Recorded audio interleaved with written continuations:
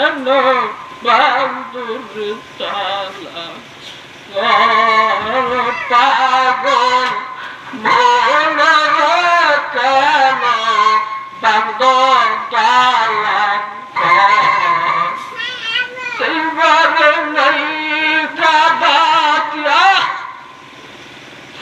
যেইবার মোসাইনকে ঘেরাও করিয়া ফেলায় ইমাম হোসাইনের কাছে যত তীর ছিল তীর দিয়ে আঘাত করল। এক পর্যায়ে ইমাম হোসাইন ওই এজিদের বংশধরদেরকে মারিয়া ফেলাইল। এরপর বাকি রইল সীমা। ওই ইমাম হোসাইন যখন সবাইকে মারিয়া পানি পান করার জন্য পানি হাতে নিল, পানির ভিতর সাইডে রক্ত ছিলা যায়। ইমাম হোসাইন আল্লাহর কাছে রাখবে, আল্লাহ এই পানির জন্য, এই তোরা পানির জন্য ইমাম হোসাইনের বংশ নবী বংশ ধ্বংস হইয়া গেল। আমি ইমাম হোসাইন যদি এই পানি একা পিঠাসা করি তাহলে আমি আমার মাওলা যদি জিজ্ঞাসা করো ইমাম হোসাইন ওই যত তোমার ছেলে ছিল, তোমার ভাইয়ের ছিল, যত কুরাইশ বংশের লোক ছিল তাদের তুলিয়া তুমি কেন পানি পান করলা? ইমাম হোসেন এই প্রশ্ন তুলিয়া ধরল। আমার মাওলা যদি এই প্রশ্ন জিজ্ঞাসা করিয়া ফেলায় আমার ইমাম হোসেনের কোন উপায় নাই। অনেকে বলে ইমাম হোসেন তো পানি পান করলি সে যুদ্ধে যেতে পারতো, যুদ্ধে হার মানতে পারতো, কিন্তু না, ইমাম হোসেন তোমার আমার মতো মুনাফিক না। সে তাদের সাথীদের থুইয়া পানি পান করে নাই, বরং উঠিয়া ফেলাইছেন।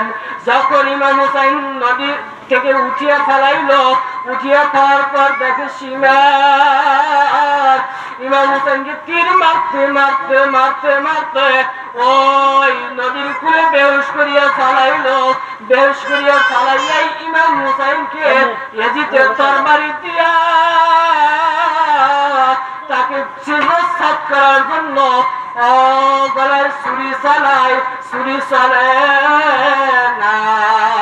ইমাম হোসেন ডাক দিয়ে বলে, ও সীমা আমার গলায় তুমি ছুরি চালাইতে পারবা না। বলে, ও সীমা আমাকে 2 রাকাত নফল নামাজ পড়তে দাও, আমি 2 রাকাত নামাজ পড়িয়া নি, এরপর আমাকে শহীদ করিও। এরপর ইমাম হোসেন 2 রাকাত নামাজ পড়ল। নামাজ পড়ার পর ইমাম হোসেনকে টপ্পাত ফিরে সালাম ফিরে আমার তরবারি দিয়ে শিরশ্ছেদ করার জন্য ইয়াজিদ যখন ছুরি চালাইল, ছুরি চালানোর পর ইমাম হোসেন বলে, ও এই শিবের ভাই আমার গলায় তোমার ছুরি চলবে না। আমার গলায় আমার বাবাদের ছুরি দিয়ে গেছে, এই ছুরি দিয়ে জব করতে হবে। এইটা নবীর থেকে আসছে, যাকে আসাদুল্লাহ উপাধি দিয়েছে। আল্লাহর বাঘ, আল্লাহর সিংহ, আলী শেরে খোদা, আলী শেরে বাঘ, যাকে শেরে বাঘ বলা হয়। ওই আমার বাবার তরবারি আমাকে দিয়ে গেছে, ওই তরবারি নবীর হাত থেকে আলী পেয়েছে। বলে তাই দেখ কারণ কি? সীমার বলে কারণ কি? আমার এই ছুরিতে তোমার গলা কাটে না কেন? আমার নানা জান মুহাম্মদ মুস্তাফা সাল্লাল্লাহু আলাইহি ওয়াসাল্লাম সর্বাঙ্গে ছুরি দিয়েছে, এই ছুরির কারণে তোমার ছুরি ধরবে না।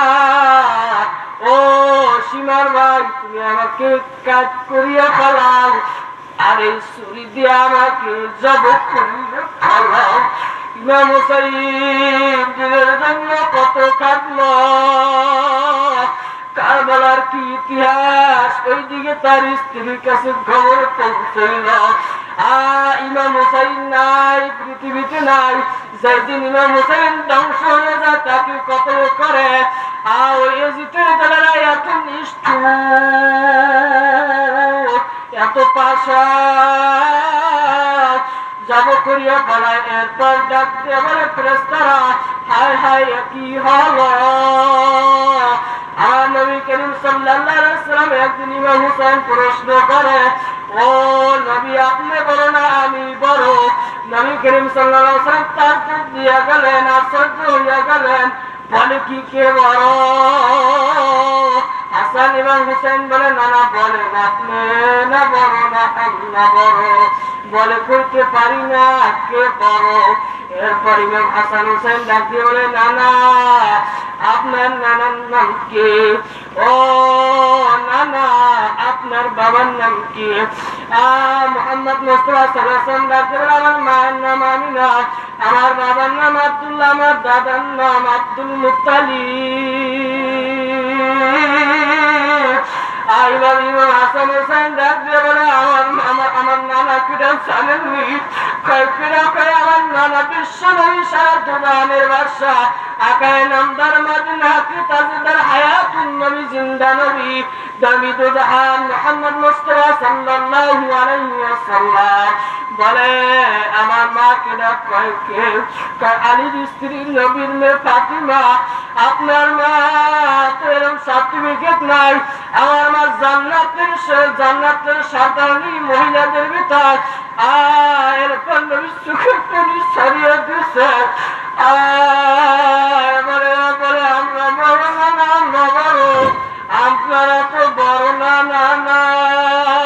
সেই আলা সেই হাসান এবং হুসাইন নবীর কাতিলের মানুষ, আদর্শের মানুষ, ইসলামের মূর্ত প্রতীক। নবী যখন নামাজে যাইতো হাসান হুসাইন পিঠে চাপ করিয়ে উঠিয়া যাইত। যখন উঠিয়া যাইতো নবী উঠাবার চেষ্টা করে, আল্লাহ ওদিকে ডাকতে বলে, ও নবী আপনি সেজদা করে উঠবেন না। হাসান হুসেন আপনার পিঠে আছে, আমার মাওলার এত ভালো লাগছে। ও নবী আমার কুদরতি অন্তরে জোশ মারিয়া গেছে। ও নবী আমি উঠবেন না, উঠবেন না। এইরকম নবীও তাদেরকে ভালোবাসে, আল্লাহ তাদেরকে ভালোবাসে। আপনার আমার নেতা ইমাম হাসান হুসাইন, আজকে তাদের জন্য মিলাদ আয়োজন করেছি।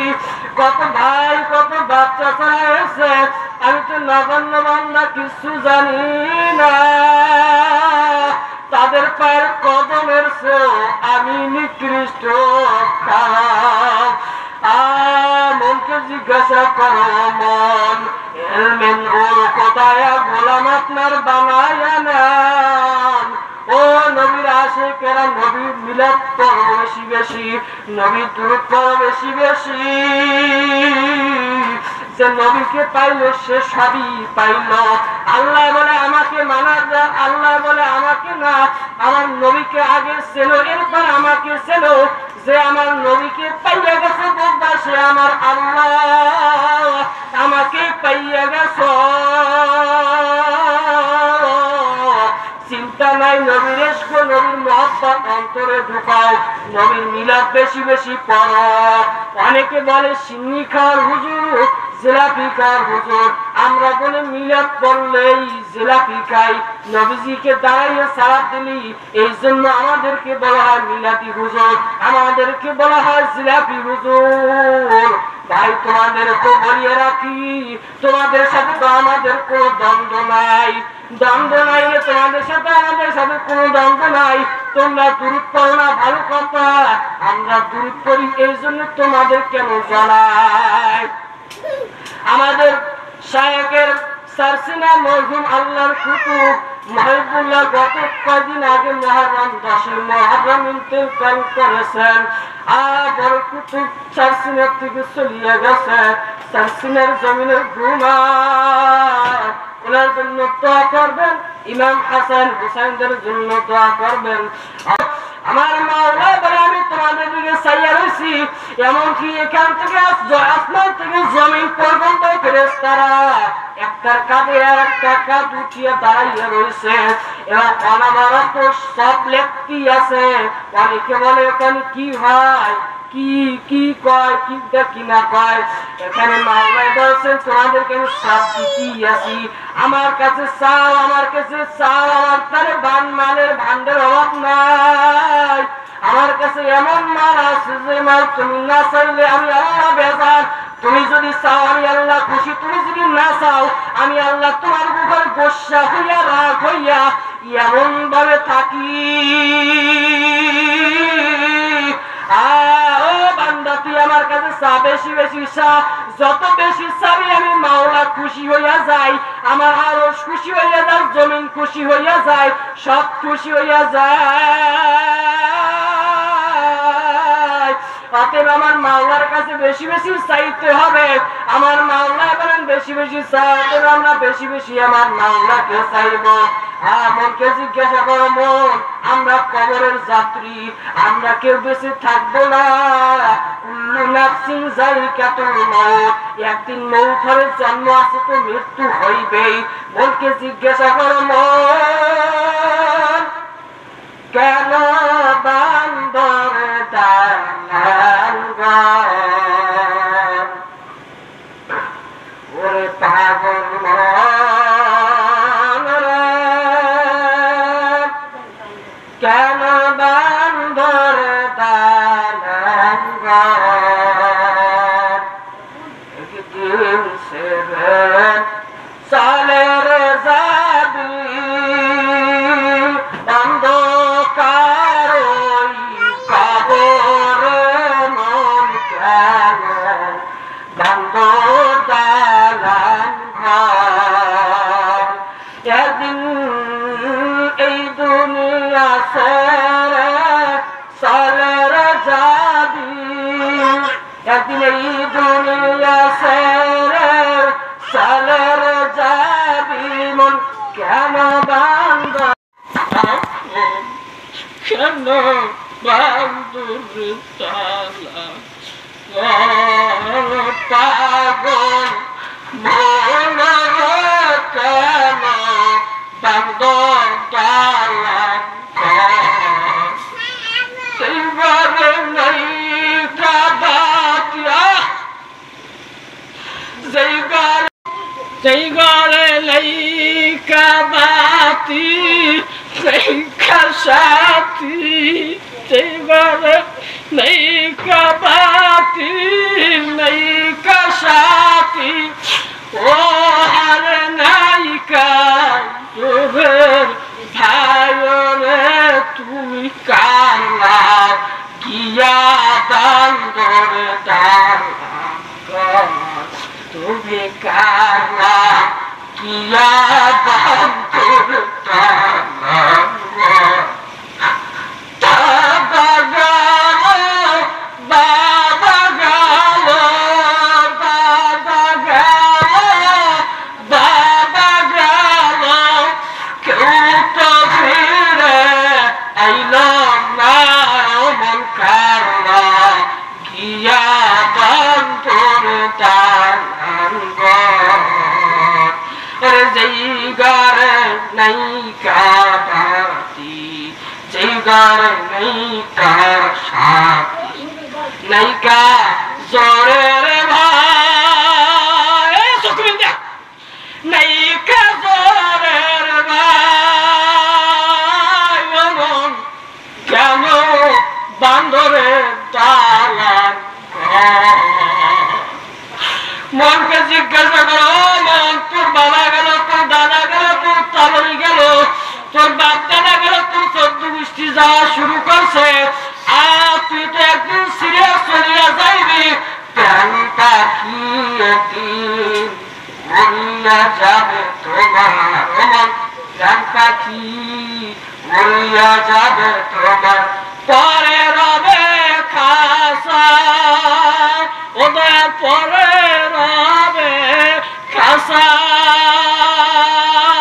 আত্মীয় স্বজন বন্ধু বান্ধব, আত্মীয় স্বজন বন্ধু বান্ধব আসবে শুধু দেখিতে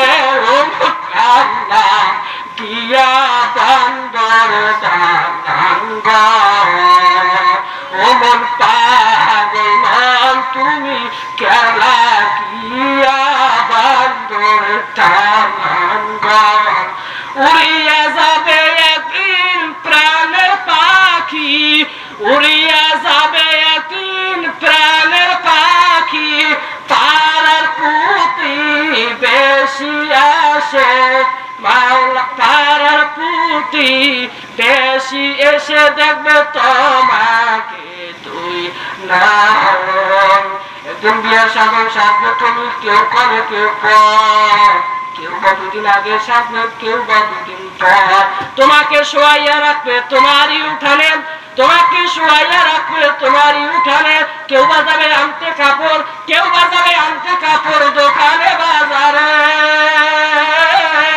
তোমাকে শোয়াইয়া রাখবে তোমারই উঠানে কেউ বা যাবে আনতে কাপড় আজিমপুর দোকানে তোমাকে শোয়াইয়া রাখবে পাগল মন তোমাকে শোয়াইয়া রাখবে তোমারই উঠানে তোমার ছেলে কাঁদবে মেয়ে কাঁদবে তোমার ছেলে কাঁদবে মেয়ে কাঁদবে স্ত্রীও কাঁদবে মন পাগল কেন বন্ধ দালান ঘর পাগল মন আমার তুমি কেলা গিয়া খাসো জন্ম গায়ের ঘাম পায়ে ফেলে গায়ের ঘাম পায়ে ফেলে কাটাইলা সারা জীবন মন তুমি কালা বিবেককে প্রশ্ন করে তুমি কালা গিয়া বান্দরে দালান ঘর মন তুমি কালা গিয়া বান্দরে বান্দরে দালান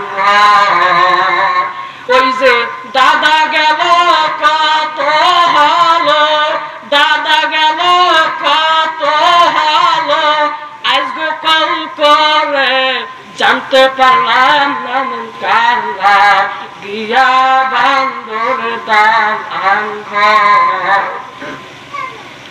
মনকে জিজ্ঞাসা করো ও মন আমার বাবা চলিয়া গেল আমার দাদা চলিয়া গেল তাদের তো আমরা কোনো বিস্তারিত পারলাম না তাদের তো দেখতে পারলাম না দুনিয়ার এক প্রান্তে তুমি যদি থাকো অন্য প্রান্তে কল করলি 1 সেকেন্ডের ভিতর ধরে হ্যালো কেমন আছো আসসালামু আলাইকুম কেমন আছো কোথায় আছো বাবা ভালো আছো নি কিন্তু আজ জিজ্ঞেস করি আপনার বাবার কাছে আপনার দাদার কাছে একদিন কল করছেন নি আপনার যেই বাবাটা আপনার যেই দাদাটা অন্ধকার কবরে ঘুমায় আপনারও তো একদিন এই পথের যাত্রী আল্লাহ তো বলছেন কুল্লু নাফসিন যায়কাতুল মাউত একদিন তো মউত হবে জন্ম তো গ্রহণ করছেন মউত তো হবে নিশ্চিত আপনার বাবাকে যদি করুণা করতে পারেন আপনি জিজ্ঞাসা করেন বিবেকের কাছে ও বিবেক আমি তো একদিন চলিয়া যাইব রেখে যাব সবই ওই কবরে কেমনে থাকবি ওই কবর যদি জান্নাতের হয় ও মন ওই কবর যদি জান্নাতের হয় ওই কবরে জান্নাতি সুবাস দিয়ে দেবে আল্লাহ বলেন ওই কবরে জান্নাতের ব্যক্তিদের একটা তাসবিহ দেওয়া হবে যখন ফেরেশতার মাধ্যমে তাসবিহ দিবে ওই আল্লাহর বান্দা তাসবিহটা ধরার সাথে সাথে সিফাত করে সিরিয়া যাইবে এবং ওই আল্লাহর বান্দা বলবে ও ফেরেশতা আমি তোমার তাসবিহ সিরিয়া ফলাইছি আমি জোড়া লাগাইতে আছি তুমি বসো ওই জান্নাতি ব্যক্তি ওই তাসবিহ যত বছর বসিয়া জোড়াইবে অত মধ্যে কিয়ামত কায়েম হইয়া যাইবে আর যদি জাহান্নাম হইয়া যাও আল্লাহ বলেন এক জাররা পরিমাণ 70 একটা বালুকে 70 পরিমাণ যদি ভাগ করা হয় এর একটা কি বলা হয় জাররা ওই জাররা পরিমাণ যদি গুনাহগার অন্ধকার কবরে যায় ও আব্দুর রহমান সতন নামাজ পড়িয়া লাভ নাই রোজা করিয়া লাভ নাই যদি ঈমান না থাকে ওই অন্ধকার কবরে যদি এক জাররা পরিমাণ গুনাহ নিয়ে যাও ওই অন্ধকার কবর ডাক দিয়ে বলে ও বান্দা তুই আসিস না আমার কবরের ভিতর আসিস না আমার ভিতর আসিস না